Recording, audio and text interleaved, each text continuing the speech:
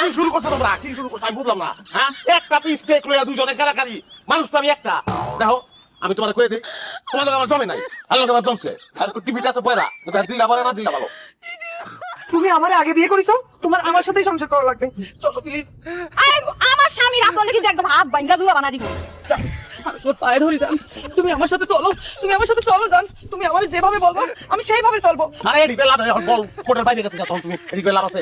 দেওয়া হাতান ভালোই ভালোই কই দিতে জায়গাতে চলো, তাহলে কিন্তু তোমার খবর আছে, আমার রাগ কিন্তু মাথার মধ্যে উঠে যাচ্ছে, আমি কিন্তু ভূমিকম্প করে ফেলবো। এলে যাই তোর লগে থাই নাই। একটা মাইয়া আছে, তুমি চিন্তা করো, বিয়ে হইছে বাসরেতে, শাড়ি ভিন্দা থেকে হ্যাঁ করছে মেসি।